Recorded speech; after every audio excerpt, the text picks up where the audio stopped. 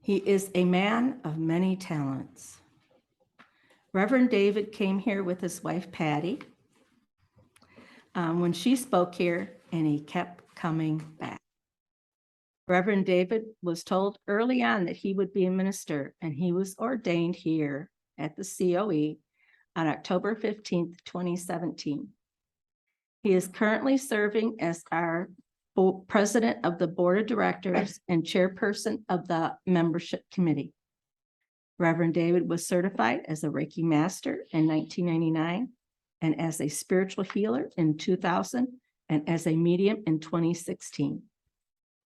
He is a wonderful friend, helping others and being there anytime. He is dedicated to COE, his family, and friends. Please help me welcome to the podium Reverend David Shaw.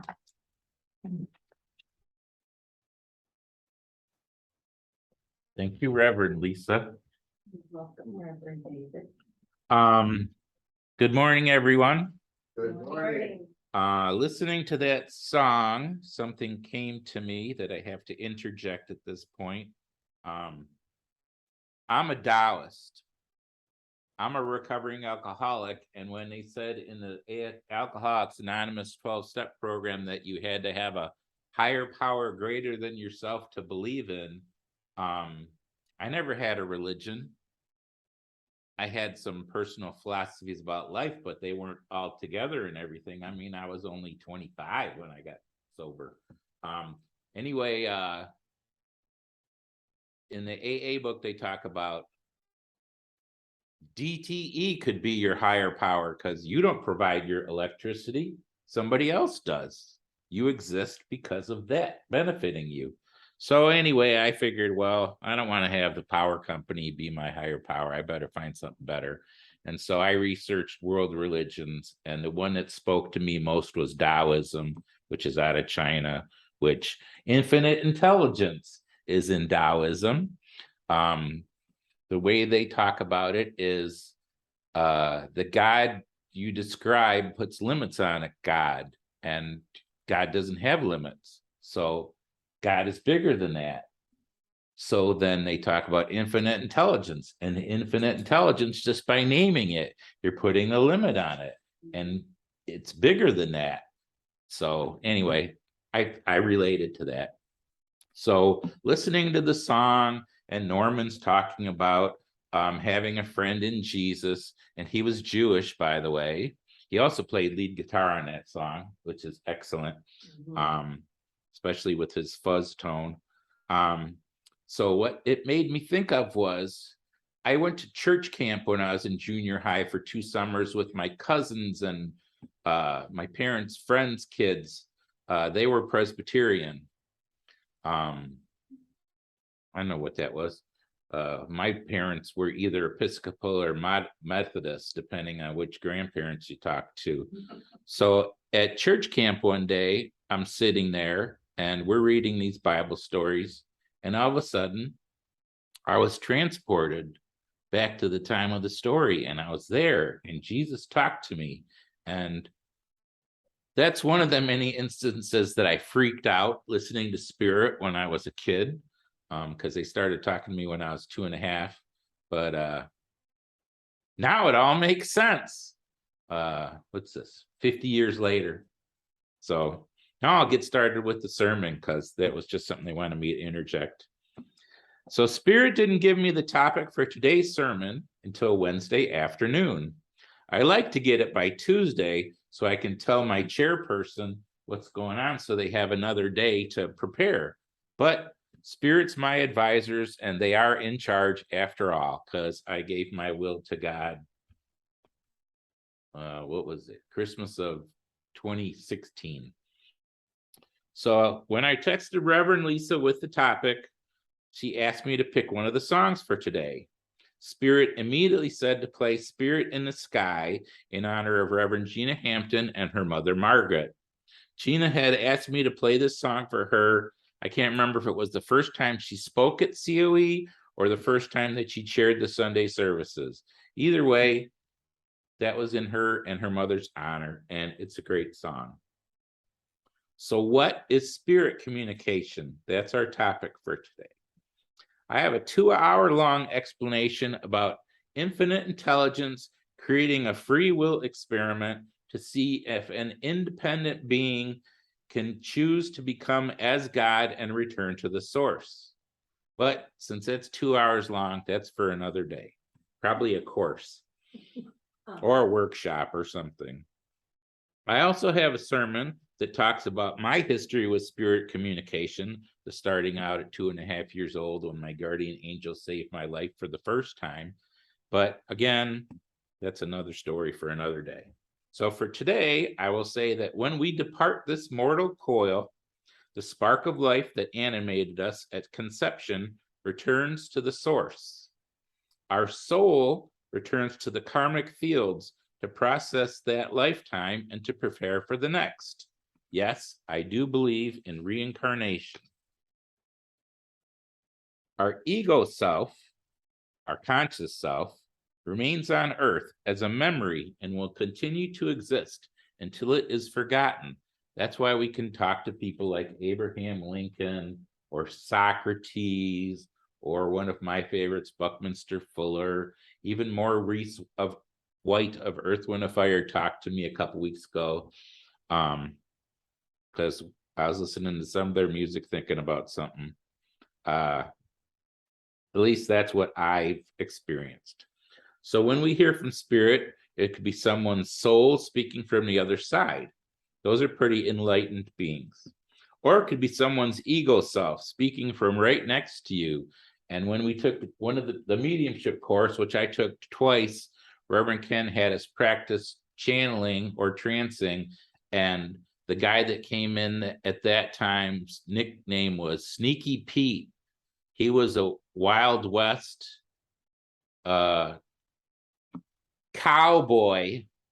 Really, he was a rustler and cheated at cards and anything else he could think of. So my gatekeeper let this less evolved individual in just to demonstrate that somebody that's still their ego self ain't necessarily enlightened. It could be an elemental, an angel, or a god. At least that's my experience. My spirit council does include a fire-breathing dragon, my guardian angel, and several other angelic beings, plus a couple of gods, one Norse and one Buddhist. Another example of listening to spirit is this situation. I sat down in front of my laptop to start writing this sermon on Thursday afternoon. And I got nothing. I mean, I didn't know where to start, where to end, or what to put in the middle. So after 20 minutes, I got up and moved on to a different task. Since Spirit gave me the topic, they had a responsibility to help me write this sermon. It should flow easily, but at that point, I'd have just been banging my head against the keyboard. So I moved on. Now, Friday afternoon, a friend posted a story on Facebook that she said, another story to tell you about our helpers from the other side. Monday and Tuesday, when we came in the house, it smelled really wonky, a very strange smell. I could not figure out where it was coming from. Tuesday night, I had a dream about Mom and Grandma Dee Dee. The three of us were sitting around a table talking when Grandma Dee Dee said, "You need to wash the dog beds." And in my dream, I said, "What for?" She said, "They stink." Now I pay attention to and write my dreams down all the time. So I told a friend that story the next morning, and later we washed the dog beds that day. Even though it was not a normal dog bed smell in the house. And if you have dogs, you know what I'm talking about. And my sister-in-law has a dog that's old and gets stinky pretty quick. She has to wash her like every 3 weeks. By Wednesday, we both noticed that the house smelled way better.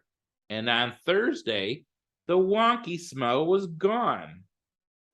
So once again, my point is, If you want to connect with beings on the other side, invite them in. Then let go of the expectation of how they're going to show up. Remember, it is easy as saying, show me.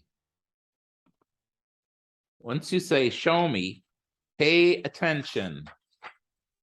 Pay attention to your waking dreams and your daytime dreams. Thanks, Grandma. And thank you, Terry Griffin Williams, for that story. I have to add that when you request something, sometimes it helps to say please. And at other times, you have to be forceful with spirit and give them an imperative. They're telling me to say right now, one of those things paying attention is those voices in your head, they're not you. So listen to them. And if it sounds like good advice and it sounds enlightened, follow it and see what happens. I had a heart attack a year and a half ago, and ever since, my connection's stronger than ever, and I hear them like that, and they're always right. Me, you can ask my wife, I'm lucky to be right 50% of the time. So listen to them is a lot better odds. So that story appearing on Facebook Friday afternoon gave me something to put in the body of the sermon. And when I sat down in front of my laptop yesterday morning, the rest of it came to me. It wasn't the smoothest process for writing a sermon that has happened when Spirit helped me, but it was in the top 10. Took me less than 2 hours. There was one time when they talked and I typed. That was it. They talked, I typed. Didn't think about it, didn't review it while I was typing it, nothing. 20 minutes it took to transcribe that. Fastest sermon ever. I doubt if I'll ever match it, but it was a miracle. Actually, it wasn't. It was inspirational writing because they came through and I typed it.